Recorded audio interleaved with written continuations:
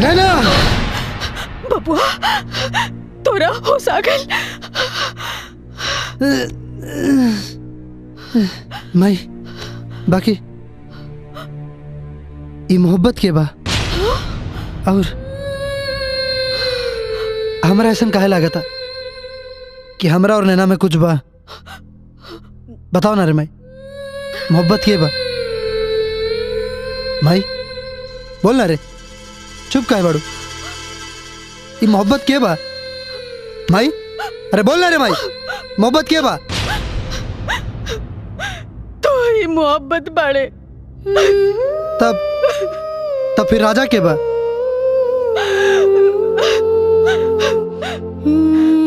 तो ही राजा बाड़े बबुआ, और तो ही मोहब्बत। तो फिर एक बेटा के दो नाम रखला के का मतलब बा?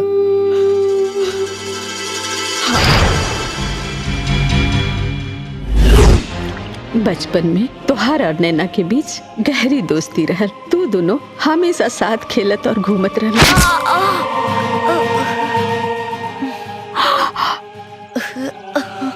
सॉरी। ना कौनो बात ना। आज बहुत खेलनी, मजा आ गई। मोहब्बत ताके फूल पसंद बना? हाँ, काहे खातिर? हम तारा खातिर एगो फूल लेके आवतानी। अरे रुका रुका। हाँ? हमरा खातिर फूल के झाड़ी के काहे उदास कर रहल हो? रहे दा। ठीक है। रउआ शिव दयाल के इशारा पर नचतन और बेटी शिव दयाल के बेटा के बांसुरी के धुन पर नचतिया। पर तू दोनों की दोस्ती चंद्रभान और ओकर साला के पसंद न रहे, और एक दिन तोहर बाबूजी के खिलाफ घिनौना साजिश रचल। ले क्या सबको? चल। आप लोगों में से शिवदयाल कौन है? मैं हूँ शिवदयाल, इस होटल का मालिक। क्या बात है? होटल की आड़ में देह व्यापार करने के जुर्म में मुझे आपको गिरफ्तार करना पड़ेगा। दरोगा, तो दरोगा बारे के दुगला बारे हैं? का बोला तारा मालूम बा? देवता समान इंसान के तो गिरफ्तार करे आयल बड़े। ए दरोगा, सुबह से लेके शाम तक न जाने कितना लोग इनकर पाँव पड़े ले, हाथ जोड़े ले, ये हाथ में तो हथकड़ी पहने बे। बड़ाई की बोली से रावण राम नहीं बन जाएगा। पाप को बढ़ावा नहीं, श्राप दीजिए। और वैसे भी मैंने इन्हें रंगे हाथों गिरफ्तार किया है, और इन्हें गिरफ्तार करने से अब मुझे मेरा पाप भी नहीं रोक सकता। अच्छा दरोगा भी देख, अगर तोहरा गिरफ्तार कर जरूरी बा ना तो तू हमरा के गिरफ्तार कर। हम हई होटल के मालिक, हमार होटल है, हम चलो। आपका नाम शिवदयाल है ना? इस होटल के मालिक शिवदयाल हैं, और देह व्यापार करने के जुर्म में मुझे इन्हें गिरफ्तार करना पड़ेगा। और हो सके तो कानून के रास्ते में दखलंदाजी मत कीजिए। चलिए आप। एक मिनट, तू बाड़ा ना तो हमरा डर का बा। हम जा रहल बानी लोग के साथे। ठीक बा, लेकिन तू चिंता मत करिए। हम चलिए हम कुछ उपाय कर रहे हैं। जा रहे हैं। चलिए हम आवत हैं शिवदयाल। ठीक बा, तारा जॉन लिखे के बाद तू लिखा। बाकी एगो बात याद रखिए कि तार लिखाई खत्म होके से पहले हमार दोस्त आई और हमार जमानत करा के ले जाई। तू आ गई ला? तो ठीक बारे ना? तो ठीक बारे ना? ठीक बानी। दोस्त, वैसे तो भगवान ने करे, लेकिन अगर काला अदालत में झूठ की जीत हुई ना तो जेल कृष्ण ना सुदामा जाए। दोस्त, सुदामा जाए जेल। तो बिल्कुल चिंता मत करिए। ऐसा जीजा जी, दोस्त, काल अदालत में जवन पेशी बना ओकर जमानत के पेपर बा, एक पर तू साइन कर दे बस। रात भर के बाद पा काल सुबह कोर्ट खुलते सबसे पहले हमार दोस्त अपना घर पर रही ला साइन कर दे। ये एहसान बिल्कुल चिंता मत करिए, हम बानी ना बाहर। हमरा रहते हमरा दोस्त के कुछ ना होई। विश्वास बा हमरा। हम कल सुबह फिर आ जाए। ठीक बा।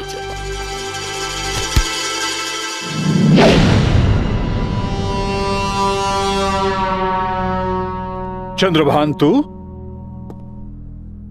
कमाल बा, बहुत जच रहल बड़ा तू हमार कुर्सी पर।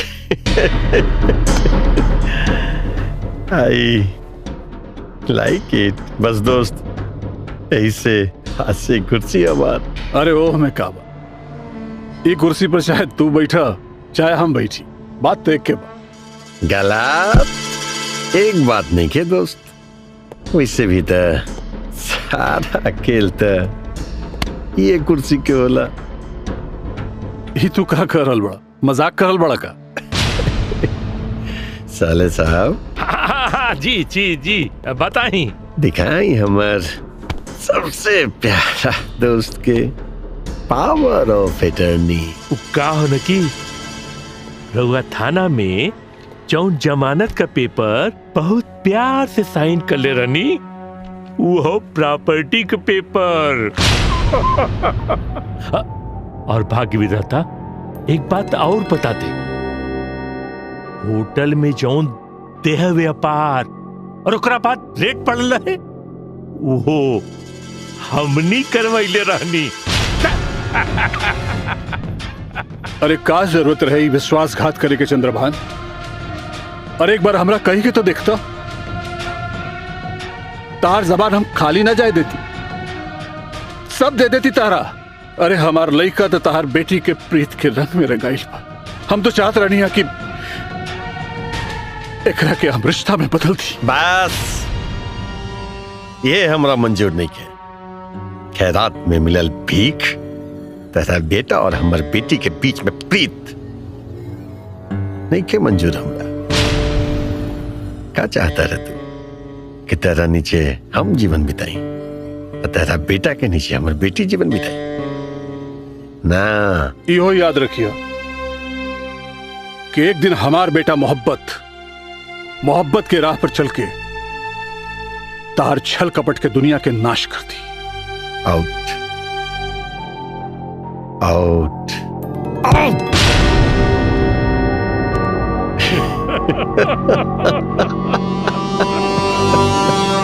I like it.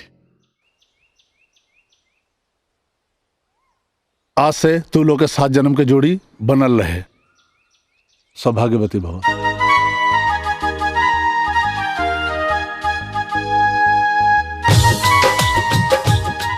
मोहब्बत तू बजावा। प्रणाम पंडित जी। अरे आओ बाबू बैठा। पंडित जी वो दोनों जने का करत रहले? आज ये दोनों जना शादी के बंधन में बंधा गए। अच्छा मोहब्बत, चला आज हमरो मांग में सिंदूर भर दा। ठीक बा।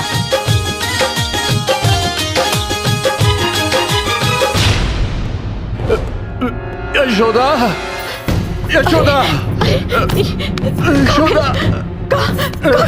आई बैठी बैठी। अरे रवा काहे चिंता करत बानी? हाँ अरे एक झूठा केस में राहुल जिसन सच्चा इंसान के क्यों थोड़ी ना तबाह कर दे। और चंद्रभान तो कहत रहलन कि सब ठीक होता। फिर रवा इतना चिंता मत करिए। तू नाम ले लो यशोदा।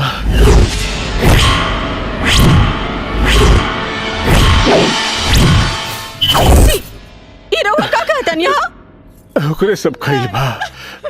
हमार बात माना और हमरा से को वादा करा, हमरा ना रहला पर मोहब्बत के तू बदला के आग में झोंक कर लोहा के हथियार ना बनी हो, ओकरा फूल जैसन बनी हो, ओकरा के ऐसा रास्ता पर चलेबो कि मोहब्बत के जरिए चंद्रबहान के एहसास करा देवे कि दोस्ती और भरोसा के आगे दौलत के कोई मोल ना होला। और तू नैना के घर में बहू बना के ले ताकि दुनिया में साबित हो जाए कि मोहब्बत से बड़ कोई चीज नहीं है। नहीं जी, रवा के कुछ ना हो जी, कुछ ना हो। राजा, राजा!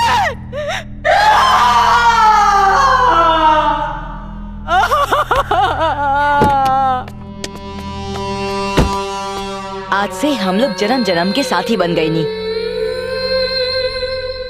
ए पवन, चल जा तो नकला।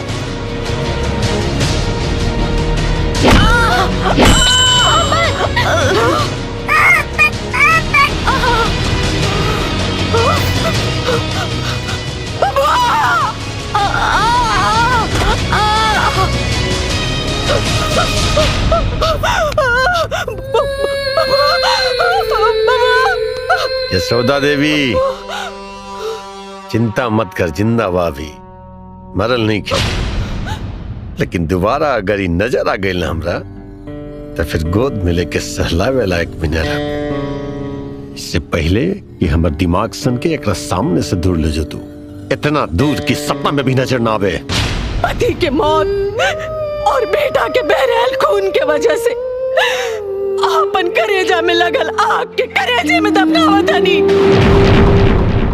जैसे सती के साथ खाली ना गई, वैसे ही यशोदा आपन पति के वचन खाली ना जाए दे। चल मेरा बेटी के ला इधर खींच के लौट रहा।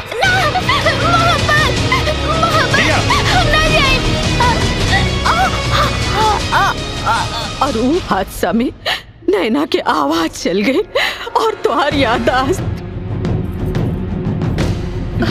तोरा के होश आ गेल बेटा? तू के बाड़ू? हम तार माई बानी बेटा। नहीं हटा, तू हमार माई ना बाड़ू। डॉक्टर साहब का भइल हमार बेटा के? ये हमरा के काहे ना पहचाना था? इनके सिर में चोट लगने के कारण इनकी याददाश्त चली गई है। कहा? नहीं नहीं, ऐसा ना हो सकेला, ऐसा ना हो सकेला।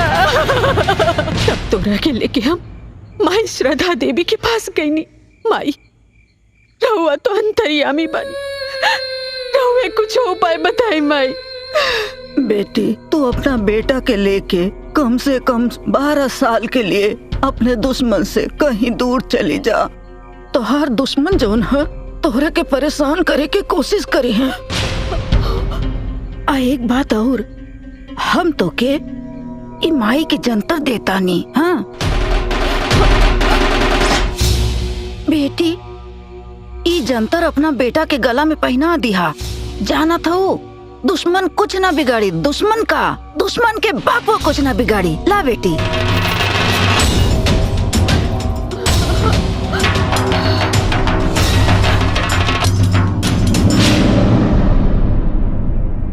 माई 12 साल में जितना दर्द बर्दाश्त खेले बाड़ू और आंसू बहिले बाड़ू, चंद्रभान के देही से उतने खून बहाई। ना बेटा ना, जोश से ना होश से काम लेवे के पड़ी। 12 साल जोन आंसू और दर्द बर्दाश्त कैले बानी, तोरे बाबूजी के दिहल वचन से बदल बानी। और तोरा के भी वचन के मान रख के चंद्रभान के सबक सिखावे के पड़ी और आपन प्यार हासिल करे के पड़ी। बाबूजी के दिहल वचन खातिर फूल बने, बाकी अगर बात हमरा बाबूजी के सम्मान पर आई तब फूल से अंगार बने में समय न लगी। बाबूजी लिंडा अभी तक नाइल, हमरा कितना टेंशन होता। कौन बात है बेटा, सब देख लीजिए। ला बोलिए, क्यों बुलाया है मुझे? अच्छा, इनका तेवर तो देखा। एक गवार लड़का आके नैना के ठीक करके चल गई। तोरा के हम यहाँ का बिहार में मेहंदी लगाए खातिर बोले ले बानी। नैना के फिर से बेजुबान करे के बातों के। नैना की जिंदगी में जो उजाला आया है उसे अंधेरे में मत बदलिए। जो भी है वो आपकी भांजी है। वैसे भी ये सब मुझसे नहीं होता, प्लीज मुझे जाने दीजिए। आइल रहले सही सलामत, ना जा पैबे सही सलामत। ना मन ले हमनी का बात, ऐसन हो जाई तोरा साथ। ई दवा का सीसी है, इमे सेनहुन मिलावल बा। ले जाके नैना के पिला दे, वो फिर बेजुबान हो जाई और शादी का रिश्ता, जोड़े का रास्ता बंद हो जाई और हमनी के सपना का रास्ता खुल जाई। ले नहीं। ले पकड़। और एक बात ध्यान में रहे, ये बात केहू के पता ना चले के चाहिए। और ये काम चुपचाप कर दिया, नहीं तो तोहरे माई की बीमारी में जौन पैसा हम तोके देले रही ना, तो हर चमड़ी उधेड़ उधेड़ के ले। नहीं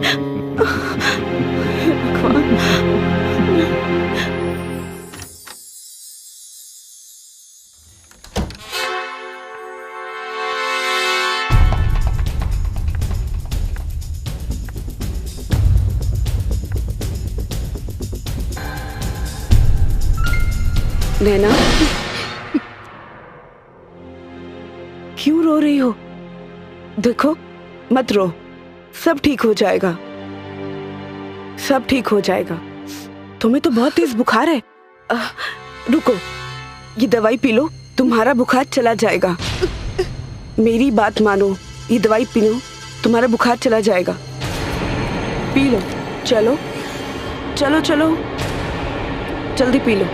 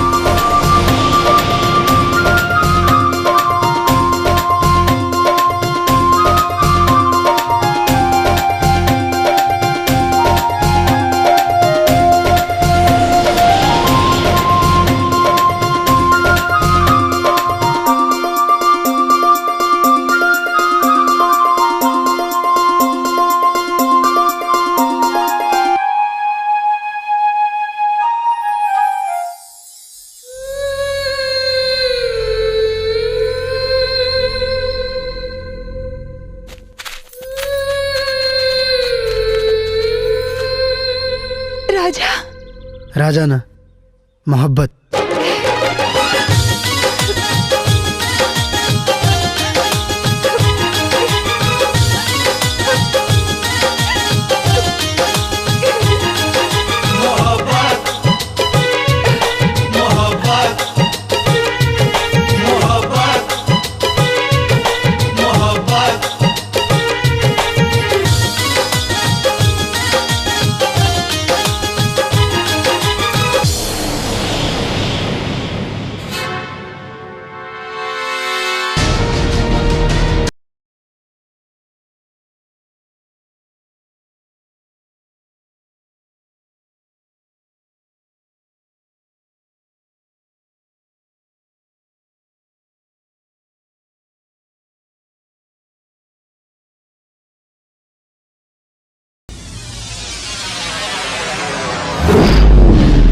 का भइल चंद्रभान? देखते आंख तना चुंधिया गई या दिमाग के नस फट गई? हम यहाँ बेटा के लेके हड्डी तोड़े ना, रिश्ता जोड़े आयल बानी। ई बा सगुन के साड़ी।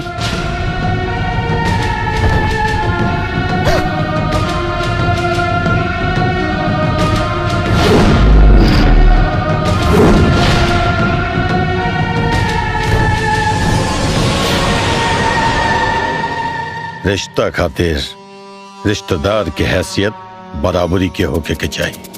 ये मत बोल कि आज जहां तोनी के सर के ऊंचाई बा, वो ऊंचाई पर हमार पैर बा। रे कर्जा की खाइल और कुआरे में बनल माई, इंसानी दो चीज कबो ना भूलेला। याद कर धर्मपुर गांव, ये हवेली में हमारा बाप के पैर के नीचे तोर सर रहता है, और वो दिन भी बहुत जल्द आई जब तोर सर हमारा माई के पैर के नीचे हुई। सर तो जरूर झुकल रहे, लेकिन अब वो इतिहास दोबारा दोहराई। तोरा सीना चीर के, तोरा प्यार के भूत निकाल के जमीन में दफन करब, और वो जमीन पर अपन बेटी खातिर मंडप बनाई तोहरे मतारी के सामने। तोहरे मतारी के सामने अगर अपना बेटी के डोली ना उठौनी तो खुद के गोली मार ले गोली। तोरा बेटी के मोहब्बत के रंग में कोनो झंडू ना दिलेर रंगाइल बा और ई दिलेर के मारे खातिर मोतिहारी, मोकामा, बेतिया, बलिया, गोपालगंज, गोरखपुर, आरा, बक्सर, छपरा, बनारस, अरे यूपी, बिहार, बम्बई, पंजाब, झारखंड, हिंदुस्तान के कोनो भी कोना में बुला ले। एनी टाइम आवे खातिर तैयार बानी। टाइम तय फिक्स करबे, वादा हम निभाएंगे। अगर हमार बेटा चाहिए तो बेटी के हाथ पकड़ के तो छाती पर 7 फेरा लेके ओकरा के अपन जीवन साथी बनाए, पर नहीं, हम अपन होखे वाली बहू के इज्जत से ले जाए, अपन पंडित से मोहरत निकलवा के तोरा के दिन भेजवा बतानी। अपन बेटी के बिहावे खातिर तैयार रहिए। पापा रुआ कहत रानी कि तोहरे खातिर जियतानी, लेकिन आज जब खुशी आई तो रुआ के बर्दाश्त न भइल। बेटी तू अभी नादान बड़ा, अच्छा काबा और बुरा काबा कुछ समझ नहीं के। हम तोर बाप हैं, हम तोहरे खातिर जिए नहीं, तोहरे खातिर मर सकें। हमरा अच्छी तरह से मालूम बा कि तोहर खुशी कहाँ बा और तोहर गम कहाँ बा। बेईमाने के घी से छोकी हुई दाल खाने से अच्छा है कि मैं नमक और रोटी खा के जी लूं। तुम पापियों का साथ देते देते मैं भी पापिन बन गई हूँ। राजा का साथ देके पुण्य कमा लूंगी थोड़ा सा। राजा भैया, अब हम तोहरे साथे चलब। अब ई परिवार में हमरो रहे की इच्छा नहीं की, हमके अपने साथे ले चला। मोहब्बत मोहब्बत मोहब्बत मोहब्बत।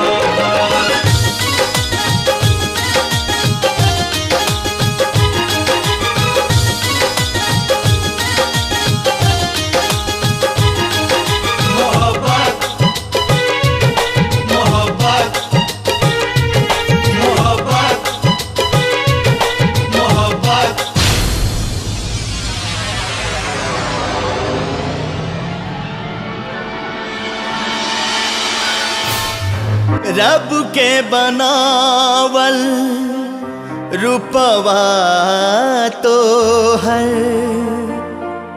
लागेला बेजोड़,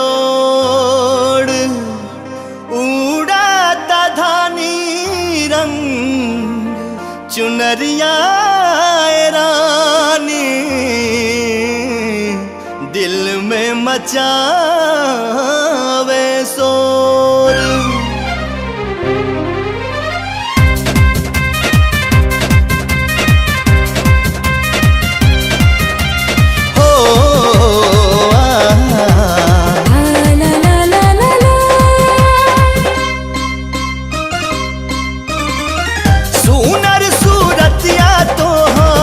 बड़ी शानदार लहंगा पाटे जानदार,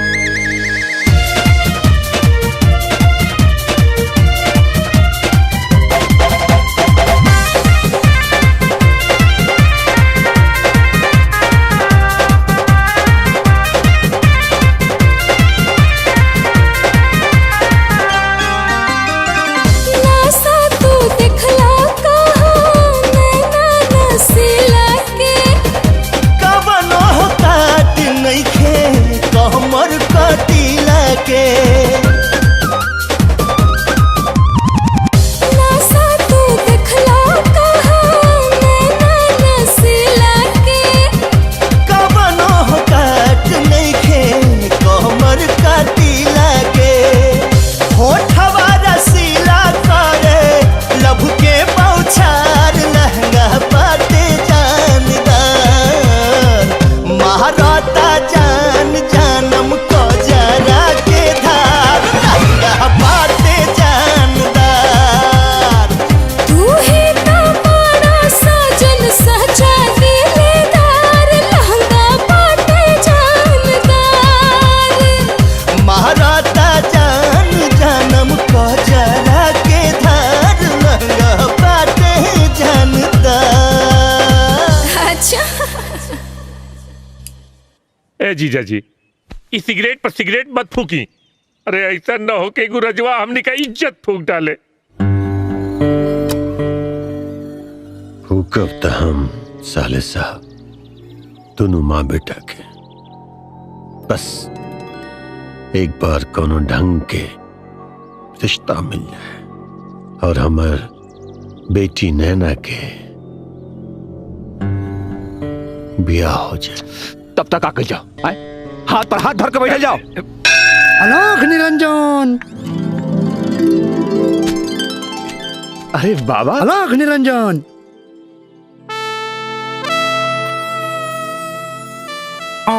कोई जरूरत नहीं है, बैठो बैठो।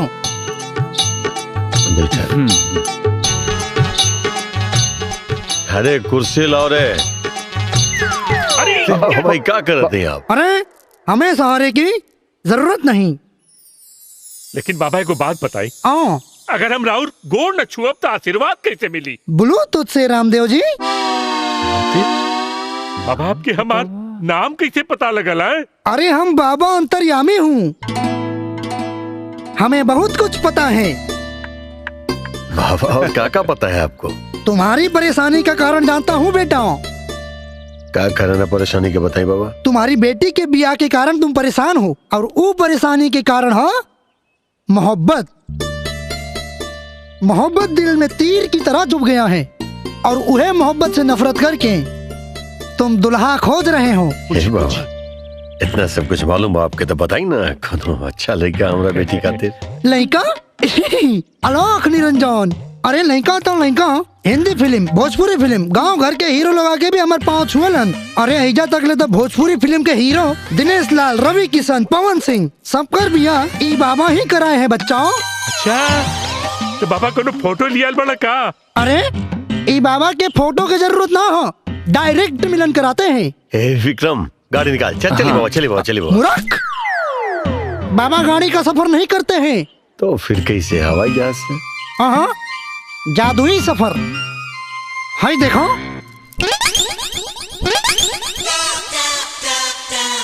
आलोक निरंजन। तब अच्छा लोग हम अंदर गोइंग और लड़का के डैड के बाहर भेजिंग। हाँ हाँ हाँ हाँ जी। जीजा जी घर तो बहुत बड़ा कहता कि हमारा लेवल के आदमी है। बहुत बढ़िया। खुश रहा बच्चा, बैठा बैठा। तो वो कहा है ना कि तोहरे सब तो शकल से अकल बंद लागत रहा। अब बाकी हमको तो आपकी बेटी और दहेज से मतलब है। तो बताइए कितना दहेज देंगे? बोली बोली। देखिए सेठ जी हमारा मालूम है कि आप बड़का आदमी हैं तो बस हिसाब से कुछ अच्छा ही दे। वो तो ठीक बाबा की है। लड़की के फोटो तो ले आए हो कम। हाँ बाना।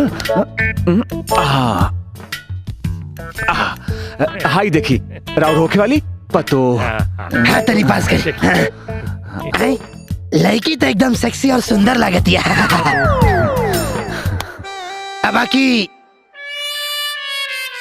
बाकी तोरी सब तो शकल से चुचुंदर लागत रहे और एक चुचुंदर के हम अपन समझी तक टॉयलेट साफ करने वाला मेस्तर भी ना बनाए। ए बाबा कैसा कैसा चुचुंदर लोग को लाता है रे बाबा जी। हाँ जी जजमान। अरे छोड़ो जजमान के लड़का के बाप आकर के हमारा मर्यादा के धज्जी उड़ा दिलस। अरे आप चमत्कारी बाबा बाड़ा की बलात्कारी बाबा? वो हमारे जीजा की इज्जत का बलात्कार करके चल गए। अरे रवा लोग अपन गुस्सा थूक दी। क्या है ना, हमारा एगो रंगीला चेला है जेकर पहचान आप सबके लेवल के लोगन से बा। वो चुटकी बजा के रिश्ता तय करा के जल्द से जल्द चुटकी भर सिंदूर आपके बेटी की मांग में सजवा दी। ए बाबा तब बुलाई ना पंचेला के। हर हर महादेव वाला वो यहाँ नहीं आएगा, आप सबको वहाँ चलना पड़ेगा। चली ना। हाँ चलिए। एक मिनट रुका बाबा। हम न जाए। ये लड़का के बाप हमारा मूड खराब कर दिले बा। हमने की चाहत की और कोई भी हमारा इज्जत के साथ खेले। तू और विक्रम चल जा हम न जाए। जा तो दोनों। ठीक बा। बोला अड़भंगी बाबा के।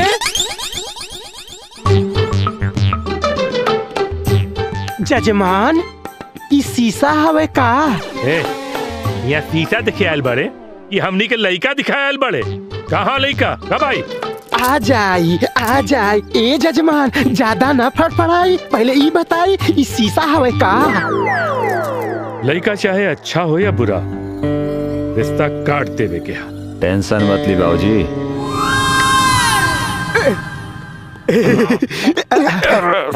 ये है लड़का। अगर पिएंगे नहीं तो जिएंगे कैसे? टीवी हो या होने वाली बीबी, दोनों को बेच के पी जाएंगे। ये घर, ये पूल, सब कुछ बेच देंगे, सब कुछ। शीशा ना पानी है। पंडित जजमान इतना घटिया लड़का दिखाई लिया बड़े हैं? गुस्सा थूक दी जजमान, गलती से मिस्टेक हो गई। ये से बढ़िया लड़का बानी। चली जजमान। चली। अनाख निरंजन बाबा कहाँ? तारा मालकिन के ले जाएं। मतलब? अरे बच्चाओं, तो हर मालिक और मैनेजर पगला गए बने, पुरनका जमाना के रीति रिवाज में जियत रहे। अरे आजकल लड़की के फोटो देख के ना, बल्कि सामने से देख के रिश्ता तय होता। यही से तोरा मालकिन के ले जाए आयल बनी। और ड्यूटी कर सन, केहू के ब्यूटी देखे खातिर मन में च्यूटी कांटता।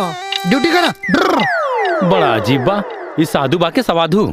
तेरे नाम को होठों पे सजाया है मैंने, तेरी रूह को अपने दिल में बसाया है मैंने। दुनिया तुझे ढूंढते ढूंढते हो जाएगी पागल, दिल के ऐसे कोने में छुपाया है मैंने।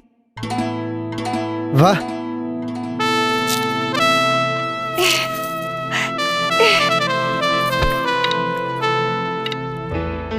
तुम कभी जो रूठ गई तो तरकीब बता देना मनाने की, मैं जिंदगी गिरवी रख दूंगा। तुम कीमत बता देना मुस्कुराने की। आपको दिल में बसाना कोई बुरा तो नहीं, आपको दिल में बसाना कोई खता तो नहीं। गुनाह है जमाने की नजरों में तो क्या हुआ, जमाने वाले भी तो इंसान हैं, कोई खुदा तो नहीं। ए हमर करे जा का तू जमाना के बात लेके बैठल बाड़ू। अरे जब दू गो जवान प्रेमी अकेले बानी जाए तो कोनो नजारा दिखा दा। अच्छा सुसु भाई चल कभी शीशा दिख पे सुसु आगे चल के हैं? चल पहले वहाँ पे। बड़ी जोर से आयल भा, पेट की कोटे में हो जाई। गाड़ी रोकाई जजमान। रुक जाओ, गाड़ी रुक जाओ।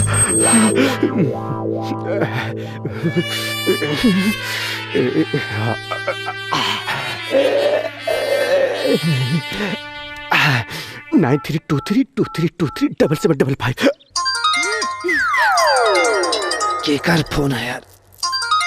ये ना ऐसा टाइम पे डिस्टर्ब करेला। हाँ बोल रहे गुरु, कहाँ मानी और कहाँ करतानी? लसियाल फसियाल बने। लसियाल बानी। अरे लेके जल्दी निकली, वो निकल चुकल बा, वो हमार जान ले ली। अरे तू चिंता मत कर, ओकनी लोग के घर पहुँचे से पहले हम घरे पहुँच जाए। ठीक बा, चल रखा तानी। जीजा जी का फोन उठाए बात करें। हाँ जीजा जी। हाँ साले साहब, कहाँ पहुँचला? कोनो लड़का पसंद आयल कि ना? अरे पता नहीं कौन प्योड़ा क्या लेकर लो कर चिलवा। अरे तभी आगे क्या करवा? अब हम लोग जाते ही शिकारपुर की तरफ। साले साहब तू लोग से कुछ ना होई। चला आ जाओ यहाँ, हम चलते जाते। ठीक है जीजा जी। का करो परेशानी बा का? वो आवत। अरे आई बे ए हमर करे जा। अब एकरा बाद वाला काम बियाह के बाद कैल जाई। हाँ? हाई देखी इतना बड़का घर बा, अति सुंदर बा, कौनो चीज के कमी नहीं के। हाई रही लड़का के माई। प्रणाम।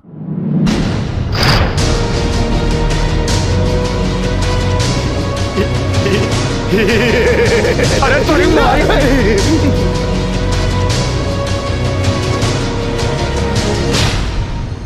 टूटल के झुकल देख के बहुत तरस आवता।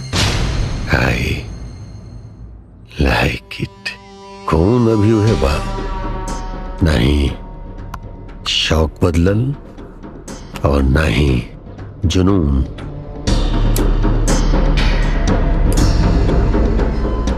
सुन ले फिर से, इज्जत गेलवा, रुतबा नहीं। रौब और खौफ आज भी बरकरार बा। चंद्रभान,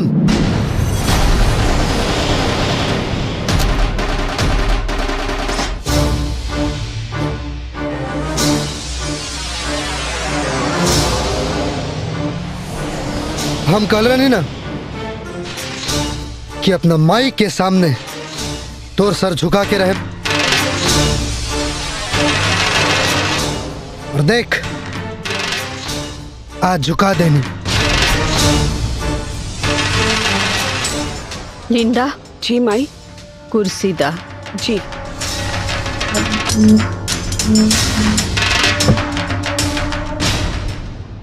चेहरे पे इतना परेशानी और दर्द झलकता कि बाप की उम्र में दादा लगत आई।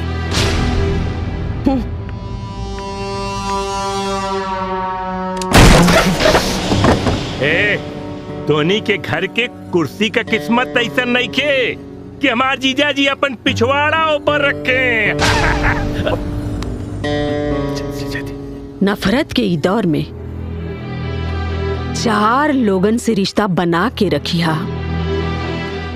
सुन ले हैं, लाश के शमशान तक दौलत ना ले जाला। हमर फिकर छोड़, लेकिन आज तो दोनों माई बेटा से एक वादा कर रहे थे कि अपन खर्चा पे हम तो दोनों के शमशान तक जरूर पहुंचे। शुक्र मनाओ अपना बेटी के। हमर माई हमर मोहब्बत की कदर करके बैठे खातिर कुर्सी मंगौले बड़ी। न त जवन कारनामा तू हमारा बाबूजी के साथे कैले बड़े, ओकरा बदले तोर हड्डी के ताल और देही से खाल खींच लेती। बेटी खातिर देवता लेकर ढूंढ के भेज देव न्योता। आज ही है भोज बात का है, दोनों मतारी बेटा। ए, सही कहा तारे। वैसे भी भोज के सबसे पहले न्योता समझिए के जाला। ब्याह के दिन तारीख तू फाइनल कर, बारात लेके हम आए। चलो ए राजा भैया, ये करे पे एगो कहावत जाता हो। हाँ। फटे तो फटे लेकिन पोजीशन ना घटे।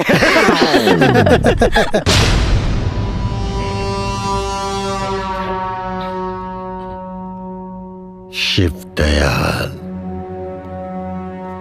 वो शिव दयाल जितना सीधा रहे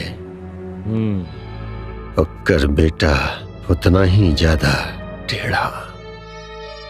हम समझ ले रही कि हालात के भट्टी में जर के मर खबुल हुई, लेकिन ही का ससुरा मजबूत चट्टान बन के हमरे सामने आके खड़ा हो गए और हम हालात इतना पत्थर कर दिलस की। हालात और हालत का चिंता अब मत करी जीजा जी। वो शंभुनाथ ठेकेदार किताब जनबे करी ली, ओकर बेटा राजन काले विलायत से पढ़ाई करके आई बा। हम उसे शादी का बातों कर ले हैं, कहीं तो काले सगाई करा दी।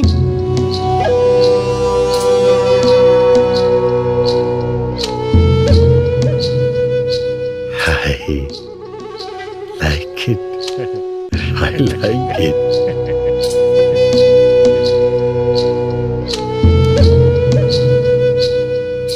काले सगाई हुई।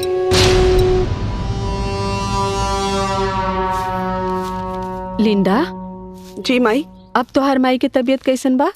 अभी ठीक बा, बेहतर है पहले से। अच्छा अच्छा। जीजा जी सजावट तो बहुत बढ़िया है। हाँ, तनी एक छे और सजावट कर देते। हाँ करी करी।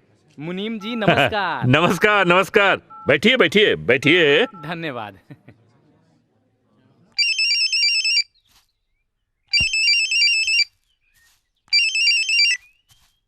हेलो। हाँ, हमर कभी न होके वाली समदन जी चंद्रभान बोल रहा बानी। कले रानी ने तोरा कि जब भी हम बेटी के सगाई करब सबसे पहला न्योता तोहरे दे। आज सगाई बा, न्योता देते ही आजा।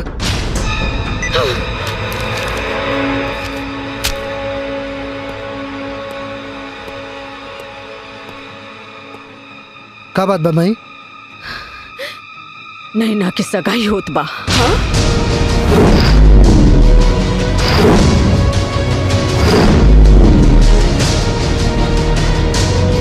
आशीर्वाद दे भाई। जा।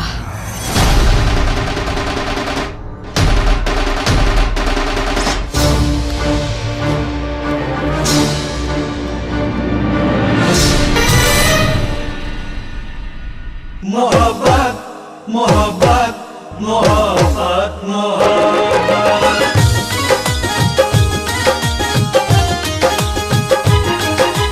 नींद नैन के चैन जिया से छीन के दिल तड़पावे।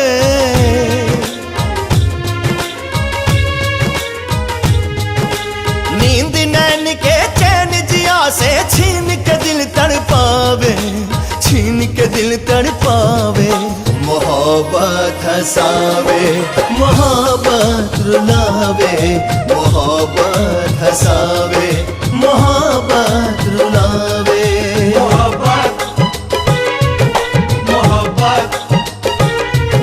मोहब्बत हंसावे मोहब्बत रुलावे, मोहब्बत हंसावे मोहब्बत रुलावे।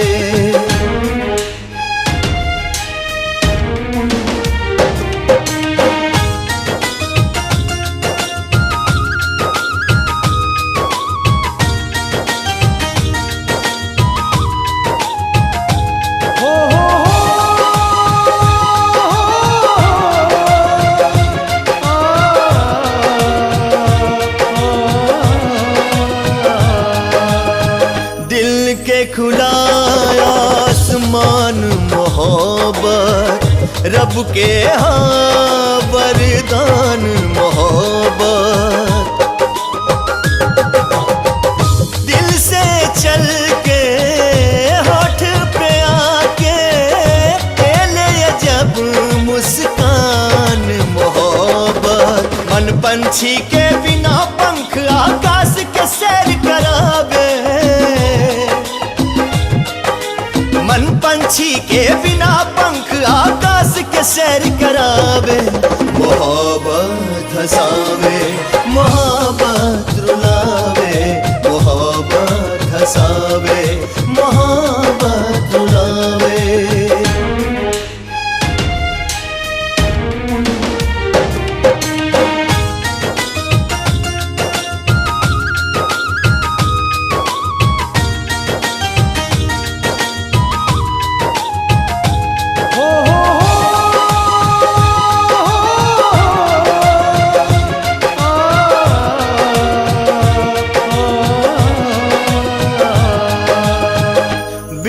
पाँव के डोले मोहब्बत, बिना कंठ के बोले मोहब्बत। अखिया से अखिया बात करेला, भेद जिया के खोले मोहब्बत। कबो न उतरे जिंदगी पर ई ऐसन रंग चढ़ावे,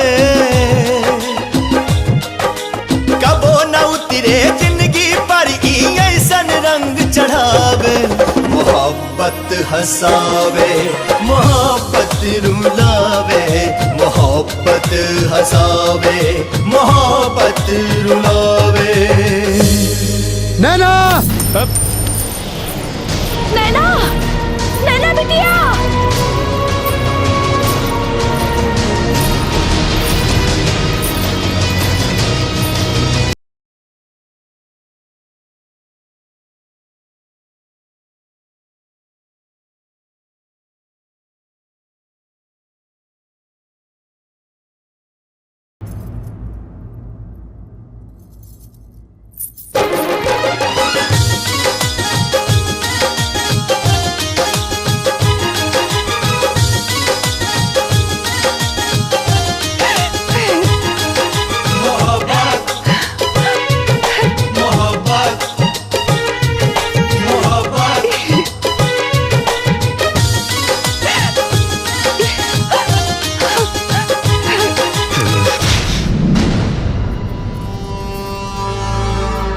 तोहर मौत के तारीख तो हम नैना के शादी के दिन मुकर्रर के ले रहनी, लेकिन आ गए तो खुद अपन मोहलत के खत्म करे।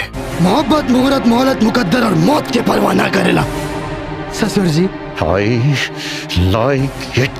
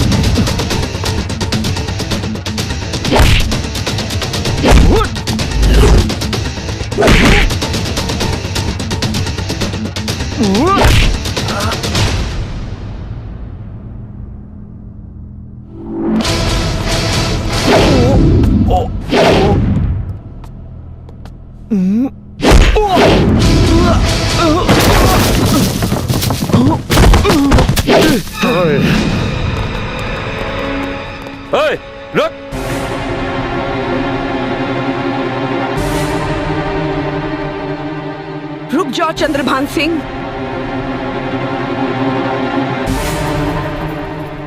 ये तुम्हारा नहीं, मेरा भी गुनहगार है।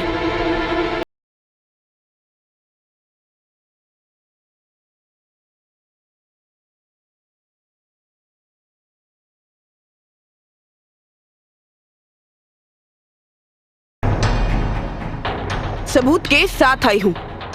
ये रही हॉस्पिटल की मेडिकल रिपोर्ट। इंस्पेक्टर साहब, गिरफ्तार कर ले राजा के। तकलीफ हमरा के गिरफ्तार करोला के ना, तकलीफ झूठा साजिश रच के सच्चा प्यार करे वाला एगो प्रेमी के ऊपर ऐसा कलंक लगा देलस कि हर प्रेमिका के अपना प्रेमी पर से भरोसा उड़ जाए। मोहब्बत, हम ना जी सकेरिया, हमरो के भी लेके चला। इंस्पेक्टर साहब, हमरो के भी गिरफ्तार करिए, मोहब्बत के बिना ना तुम जी गुनहगार सकेनी। नहीं हो, इसलिए गिरफ्तार नहीं कर सकता हूँ। अच्छा, गिरफ्तार होके खातिर गुनाह करे जरूरी बा? बिल्कुल। तो ठीक बा, आप गिरफ्तार कर ली हमरा के। गिरफ्तार कर लो इसे भी, चलो लेके।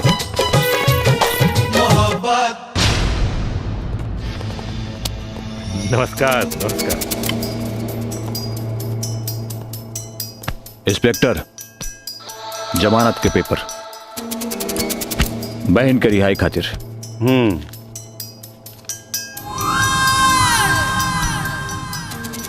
और ये नोट का गड्डी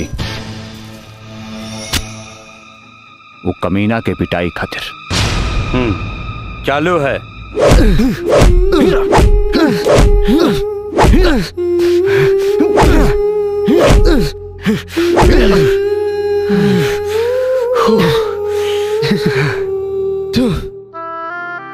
मोहब्बत को लोग जब खुदा मानते हैं तो प्यार करने वालों को क्यों बुरा मानते हैं? जब जमाना ही पत्थर दिल है तो पत्थरों से लोग दुआ क्यों मांगते हैं? जो खून बहाया उसका गम नहीं, और जो पाया वो किसी से कम नहीं। होठों की बात आंसू कहते हैं, चुप रहते हैं फिर भी बहते हैं। इन आंसुओं की कीमत तो देखिए, ये उनके लिए बहते हैं जो दिल में रहते हैं। साहब, मैं इसको मारते मारते थक गया हूं, लेकिन इसके सर से मोहब्बत का भूत उतर नहीं रहा है।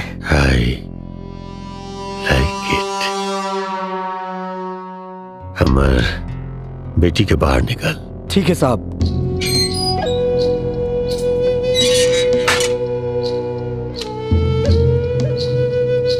आइए मेम साहब।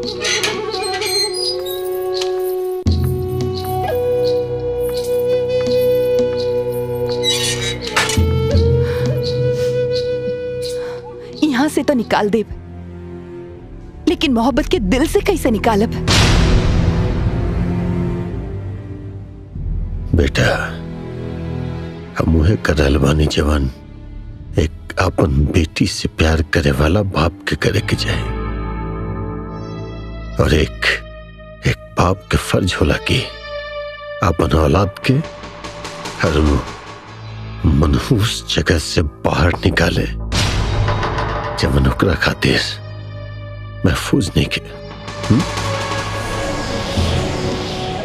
मोहब्बत सगाई ते तू आके तुड़वा दे ले, एक से सीधा ब्याह करत है, वो भी तोहरा मतारी यानी कि हमर कभी न होके वाली समधन के सामने। चंद्रभान, धरती से लेके अंबर तक दुनिया में सिर्फ दो ही चीजें मशहूर हैं, एक तो हमार दीवानापन और दूसर हमार पागलपन। पहले हम नैना के मोहब्बत से अनजान रहनी, बाकी अब हमने दोनों के प्यार परवान चढ़ गई बा। नैना के हमार दुल्हन बने से दुनिया के कौनो भी ताकत नहीं खे रोक सकत। I like it.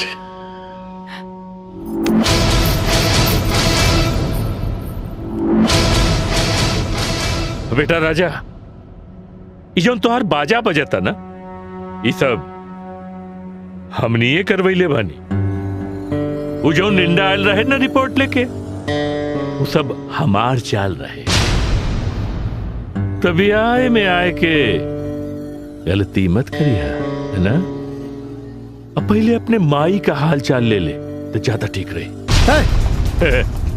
चला चला हाँ, चला। आराम कर बेटा। शंभुनाथ, हाँ, तोहार कई एहसान का बदला चुकावे का आज दिन आ गइल बा। हमार जीजा जी पूरी तरह से टूट चुकल बाड़न। लोहा गरम बा, बस हथौड़ा मारे के देर बा। लोहा गरम हथौड़ा मारे के मतलब हमको समझ लेना।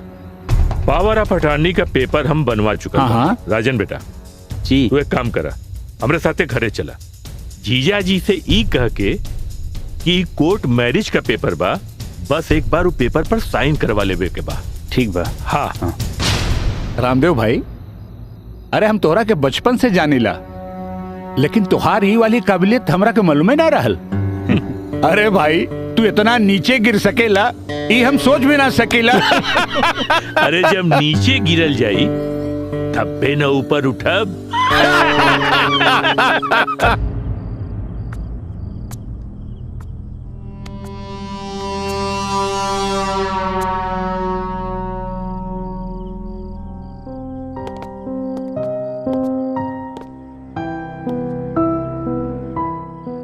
ससुरा जब बोल ले बा ताई जरूर, जब आई त बजाई भी। आई त कानून के दफा में ऐसन बंधाई कि ओकर जिंदगी प्यार के हवा में ना कैद खाना में गुजर जाई। ई कोनो मामूली पेपर ना ह, ई कोर्ट के पेपर ह। एमे लिखल बा कि नैना के पापा खुशी खुशी में राजी से अपना बेटी के हाथ राजन के हाथ में देत बाड़न। बस अब एकरा पे रउआ साइन कर दी। राउर दस्तखत के बाद कानूनी तौर पे हमनी के पति पत्नी कहलाए। फिर देखी कानून के मजा। ई कानून वो मजनू के मजनूगिरी सिखाई और फिर हमनी के साथ भी दी।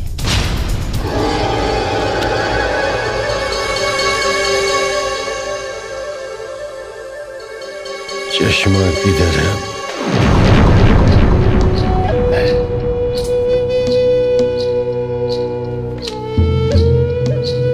ई लें जीजा जी।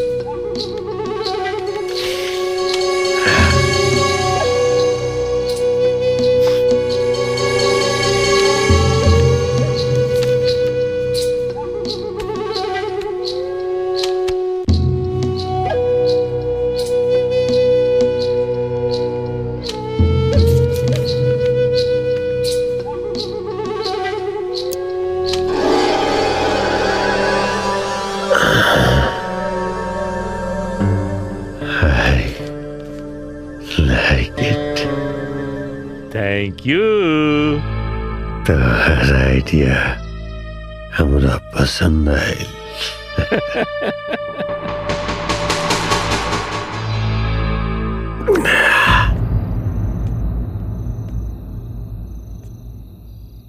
I like it. मजा रहलवा। हमार नकली डॉक्टर साहिबा, तार असली इलाज अब हम ही करब।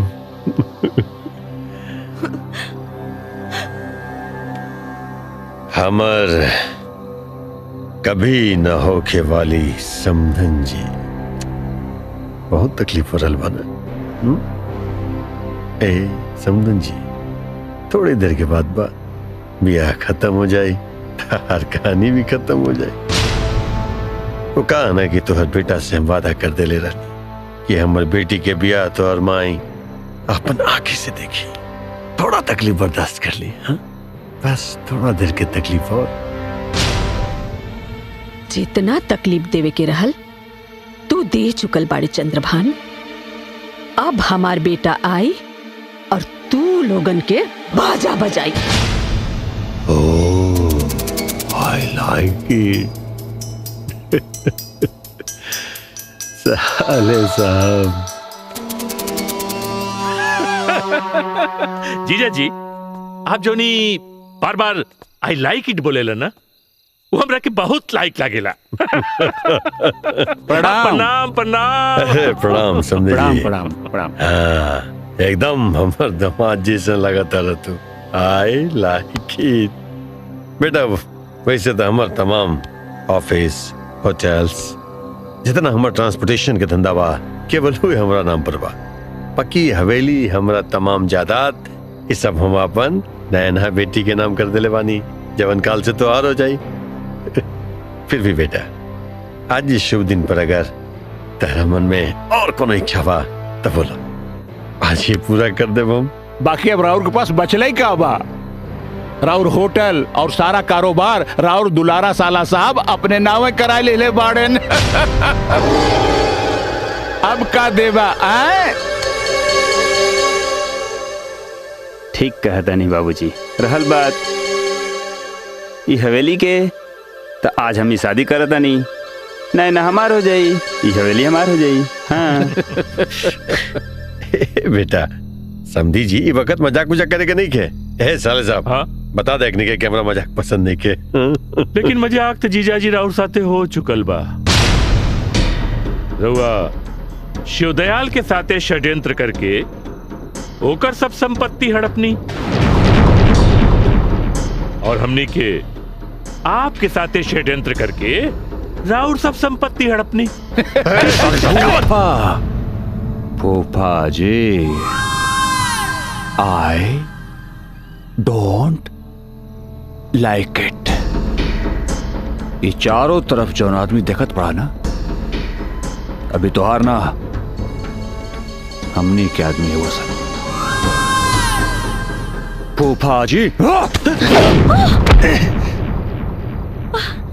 भलाई यही में बा कि चुपचाप बैठ के ये ब्याह देखा। जैसन करनी वैसन भरनी। देख ले चंद्रभान, जौन दौलत के खातिर तय अपन कृष्ण जैसन दोस्त के धोखा देले, वही दौलत खातिर आज तोर अपन सगा सकोनी बन के धोखा देलस।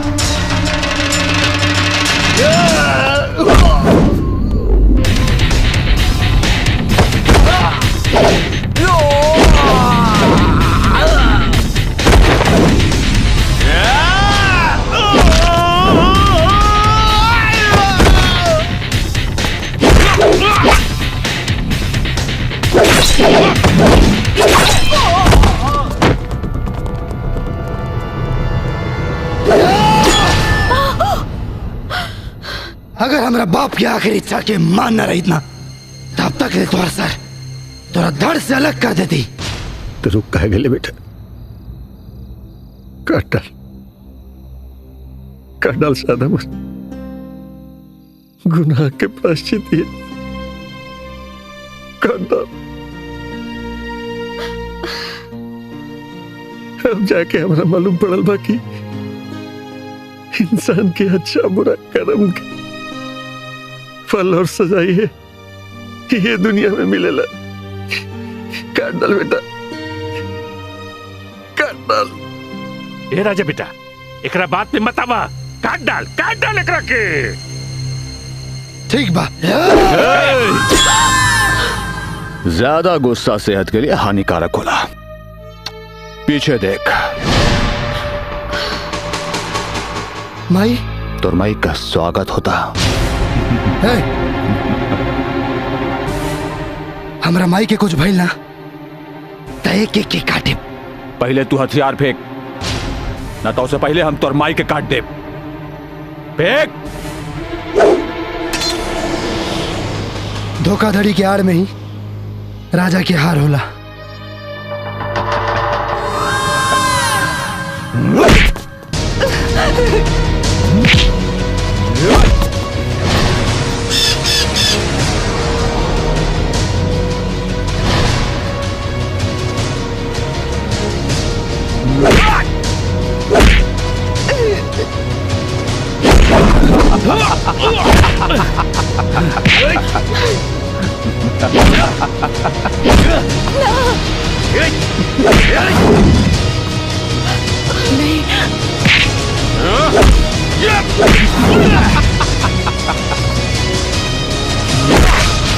छोड़ दे हमारे बेटा के।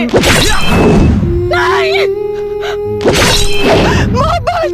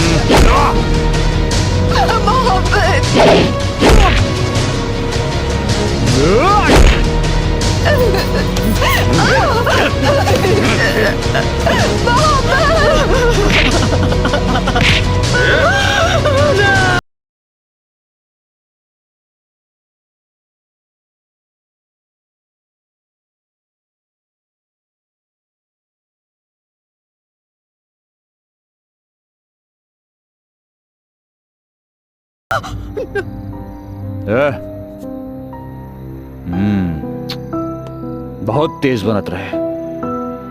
अब एक देही का करी। का बुढ़िया हाँ? रे उठाओ सन और बिजली घर में डाल दो सन।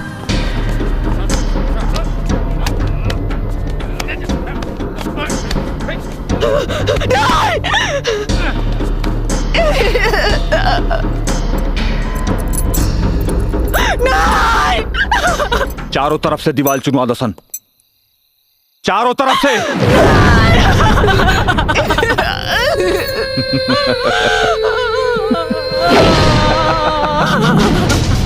फटाफट।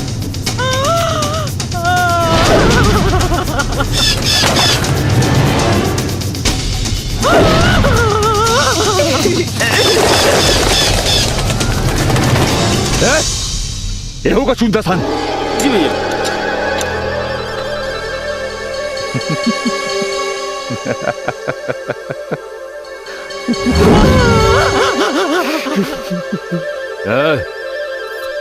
चलो सन।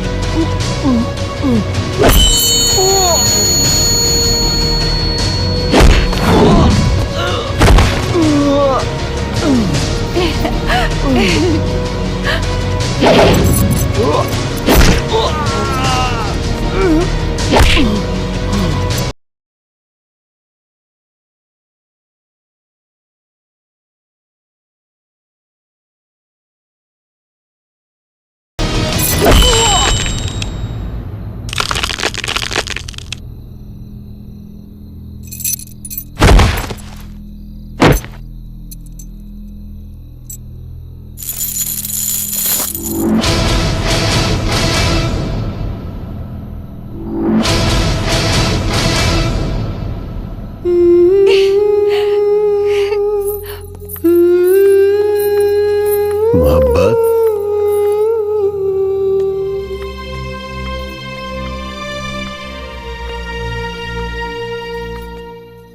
कहाँ जाता हमारे पाप के दलदल में छोड़ के हमारे पाप से मुक्ति दिला दे बेटा। ये धन दौलत तमाम जायदाद सब तोरे रहले और हमेशा तोरे रही चाहे के हमरा बा बेटा कोनो मठ मंदिर या फिर जेल की काल कोठरी में हमरा माफ करता यशोदा देवी हमरा माफ कर दी हमरा माफ कर दिया। पति के खातिर तो हम माफ कह देनी, बाकी प्यार के खातिर मोहब्बत बताई। हम तो हमेशा से अपना माई बाबूजी के बतावल मोहब्बत के रास्ता पर ही चलत रहनी, और मोहब्बत के रास्ता में नफरत की जगह ना होला। क्या ससुर जी? उधारी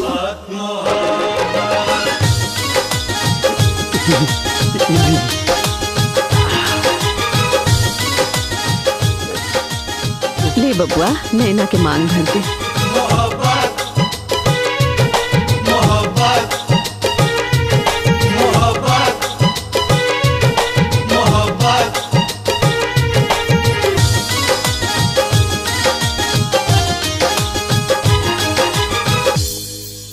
खुश रहा, खुश रहा। आवा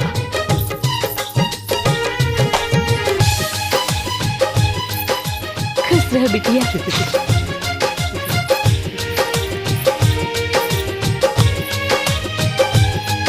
मोहब्बत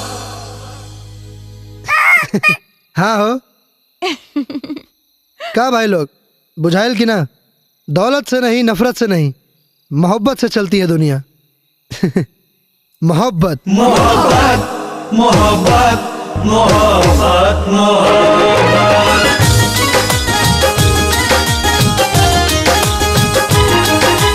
नींद नैन के चैन जिया से छीन के दिल तड़पावे,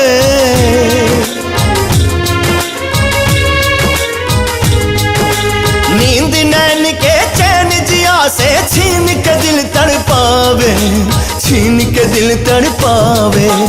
मोहब्बत हसावे मोहब्बत रुलावे मोहब्बत हसावे मोहब्बत रुलावे मोहब्बत मोहब्बत मोहब्बत हसावे मोहब्बत रुलावे मोहब्बत हसावे मोहब्बत रुलावे